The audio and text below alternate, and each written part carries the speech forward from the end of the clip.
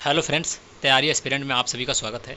मैं Sandeep Maurya already railway में selected हूं और मैं अभी भी एनटीपीसी के लिए तैयारी करता हूं क्योंकि रेलवे ग्रुप डी में मेरा सिलेक्शन हुआ है। तो आज आपके लिए हम लेकर आए हैं साइंस से रिलेटेड महत्वपूर्ण प्रश्न। जैसे ग्रुप डी में 25 साइंस का वेटेज है और टेक्नीशियन थर्ड में भी 40 महत्वपूर्ण प्रश्नों का वेटेज रहता है, जो बहुत ही मायने रखता है। अगर मैथ और रीजनिंग सही सही कर लें, लगभग मैथ में और रीजनिंग में मान लो 2-4 गलती हुआ और साइंस भी अच्छा से कर लेते हैं तो लगभग सिलेक्शन के करीब हम पहुंच जाते हैं, जो बहुत ही मायने रखता है साइंस रेलवे के एग्ज़ाम में, खासकर ग्रुप डी और टेक्नीशियन के एग्ज़ाम में। तो चलिए देर न करते हुए आगे बढ़ते हैं, पहले प्रश्न की तरफ बढ़ते हैं। इसमें हम 40 प्रश्नों का सेट लेकर आए हैं, जिसमें 15 फिजिक्स, 15 बायो और 10 केमिस्ट्री से प्रश्न रहेंगे। कुल 40 प्रश्न रहेंगे। ऐसे ही ये सीरीज़ रोज़ रोज़ चलेगी। आप हमारे चैनल को ज़रूर फॉलो कर लीजिए और सब्सक्राइब कर लीजिए और रोज़ बने रहिए चैनल पर, ताकि कम समय में आप कम से कम 40 प्रश्नों का रिवीजन तो कर पाएंगे। इसलिए चैनल को ज़रूर से ज़रूर सब्सक्राइब करें। पहला प्रश्न, ध्वनि की गति सबसे अधिक किस माध्यम में होती है? तो लोहा में होती है, यानी कि ठोस में ध्वनि की गति सबसे अधिक होती है। बल का एसआई मात्रक क्या होता है? तो बल का एसआई मात्रक होता है न्यूटन। ऑप्शन नंबर 20 का सही हो जाएगा। एक न्यूटन बराबर 1 किग्रा गुणित 1 मीटर प्रति सेकेंड स्क्वायर। यह एसआई प्रणाली में बल की इकाई है न्यूटन। दर्पण में बनने वाला आभासी और सीधा प्रतिबिंब किस प्रकार के दर्पण से बनता है? तो यह बनता है समतल दर्पण से। समतल दर्पण हमेशा आभासी, सीधा और बराबर आकार का प्रतिबिंब बनाता है। इसका उपयोग दैनिक जीवन में हम लोग करते हैं। 100 डिग्री सेंटीग्रेड तापमान कितने फ़ारेनहाइट के बराबर होता है? तो 100 डिग्री तापमान जो है वह 212 फ़ारेनहाइट के बराबर होता है। ऑप्शन नंबर ए इसका सही हो जाएगा। आगे आते हैं, छठवां प्रश्न है, प्रकाश वर्ष किसका मात्रक है? तो प्रकाश वर्ष दूरी का मात्रक है। ऑप्शन नंबर सी हो जाएगा। यह वह दूरी है जो प्रकाश एक वर्ष में तय करता है। इसका खगोलीय दूरी नापने में इसका उपयोग किया जाता है। चंद्रमा पर किसी वस्तु का भार पृथ्वी के मुकाबले कैसा होता है? तो 1/6 होता है।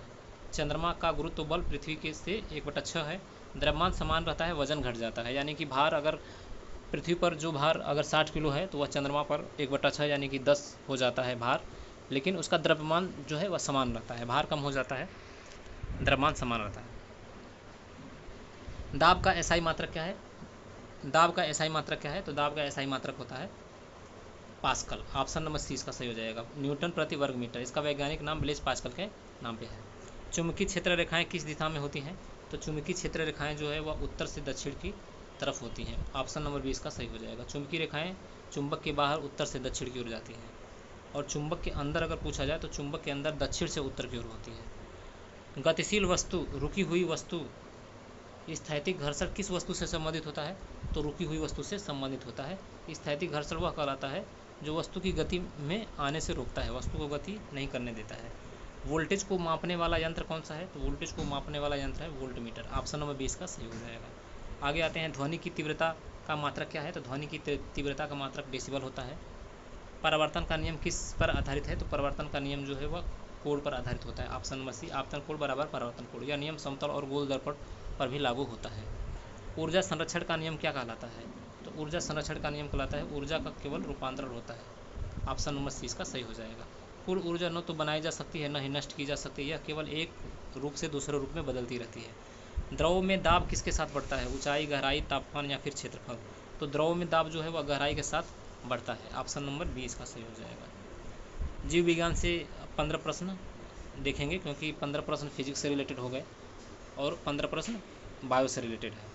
मानव शरीर में सबसे बड़ी ग्रंथि कौन सी है? तो मानव शरीर में सबसे बड़ी ग्रंथि यकृत ग्रंथि। यकृत शरीर की सबसे बड़ी आंतरिक ग्रंथि है। यह पित्त रस बनाता है और जो वसा को पचाने में सहायक करता है। रक्त का शुद्धिकरण शरीर में कहाँ होता है? तो रक्त का शुद्धिकरण जो है वृक्क में होता है। वृक्क जो है रक्त से अपशिष्ट पदार्थ छानकर मूत्र का निर्माण करता है। इंसुलिन हार्मोन किस अंग से स्रावित होता है? तो इंसुलिन जो है वह अग्नाशय से स्रावित होता है। ऑप्शन नंबर उसका सही हो जाएगा। यह रक्त में शर्करा स्तर को नियंत्रित करता है। मनुष्य की आंख की रेटिना में कौन सी कोशिका होती है?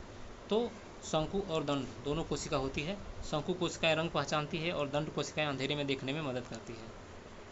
शरीर में सबसे कठोर भाग कौन सा है? तो शरीर में सबसे कठोर भाग होता है दांत का एनेमल। एनेमल दांत का सबसे बाहरी परत होता है। यह कैल्शियम युक्त होती है और अत्यंत कठोर होता है। कौन सा विटामिन सूर्य की रोशनी से प्राप्त होता है? विटामिन डी होता है। ऑप्शन नंबर डी इसका सही हो जाएगा। Option number D vitamin D. सूर्य की किरणों से त्वचा विटामिन डी का निर्माण। मनुष्य के हृदय में कुल कितने कक्ष होते हैं? तो मनुष्य के हृदय में कुल 4 कक्ष होते हैं। ऑप्शन नंबर 4 इसका सही हो जाएगा। 2 अलिंद और 2 निलय। इसमें ऑक्सीजन युक्त और ऑक्सीजन रहित अलग अलग होता है। रक्त में ऑक्सीजन ले जाने वाला पिगमेंट कौन सा होता है? तो रक्त में ऑक्सीजन को ले जाने वाला पिगमेंट जो है वह हीमोग्लोबिन होता है। हीमोग्लोबिन जो है लाल रक्त कोशिकाओं में होता है या फेफड़ों से ऑक्सीजन लेकर शरीर के अंगों तक पहुंचाने का काम करता है हीमोग्लोबिन ऑक्सीजन को। पेचिस किस अंग से संबंधित रोग है? तो पेचिस जो है वह बड़ी आंत से रिलेटेड रोग है। पेचिस में बड़ी आंत में सूजन और संक्रमण होता है या अमीबा या बैक्टीरिया से होता है। रक्त का रंग लाल क्यों होता है? तो हीमोग्लोबिन के कारण रक्त का रंग लाल होता है। ऑप्शन नंबर ए इसका सही हो जाएगा। यह आरबीसी में पाया जाता है हीमोग्लोबिन। कौन सा रोग वायरल होता है? वायरल रोग कौन सा है? डेंगू जो है वह वायरल रोग है। डेंगू वायरस से होता है या एडीज मच्छर से फैलता है। इसमें तेज बुखार और प्लेटलेट्स की कमी हो जाती है। मानव शरीर में डीएनए कहाँ पाया जाता है? तो डीएनए जो है वह केंद्रक के अंदर पाया जाता है। ऑप्शन नंबर डी इसका सही हो जाएगा। न्यूक्लियस में डीएनए पाया जाता है। डीएनए मुख्यतः कोशिका के केंद्रक में होता है या वंशानुगत गुणों को नियंत्रित करने का काम करता है। मानव में कुल हड्डियों की संख्या 206 होती है। ऑप्शन नंबर 20 का सही हो जाएगा। रक्त को थक्का बनाने में सहायता करने वाला प्लेटलेट्स। ऑप्शन नंबर सी इसका सही हो जाएगा। शरीर की सबसे छोटी कोशिका कौन सी होती है? तो शुक्राणु जो है वह शरीर की सबसे छोटी कोशिका होती है। शुक्राणु स्पर्म जिसे कहते हैं मानव शरीर की सबसे छोटी कोशिका है। इसकी पूंछ टेल इसे गति करने में मदद करती है। रसायन विज्ञान से रिलेटेड 10 प्रश्नों को देखेंगे। जल का रासायनिक सूत्र H2O। कौन सा तत्व गैस की अवस्था में पाया जाता है? तो क्लोरीन जो है वह गैस की अवस्था में पाया जाता है। पीएच मान 7 से कम होने पर विलयन जो है वह अम्लीय होता है। ऑप्शन नंबर इसका ए सही हो जाएगा। 7 से अधिक है तो क्षारीय और 7 है तो उदासीन। किसी रासायनिक अभिक्रिया में अभिकारक क्या होता है? तो जो शुरुआत में लिया जाता है वह अभिकारक होता है और उसके बाद जो बन जाता है वो उत्पाद होता है। जैसे अगर हम हाइड्रोजन और ऑक्सीजन को मिलाकर अगर H2O बनाएं तो H2+O है या अभिकारक है और ये जो H2O बन गया ये जो है वह उत्पाद का कहलाता है।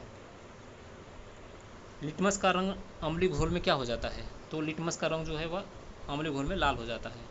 यह नीला लिटमस अम्लीय घोल में लाल हो जाता है। यह अम्ल पहचानने का एक संकेतक है। पानी में घुलकर बिजली प्रवाहित करने वाला यौगिक क्या कहलाता है? तो पानी में घुलकर बिजली को प्रवाहित करने वाला यौगिक जो है वह इलेक्ट्रोलाइट कहलाता है। Option number C.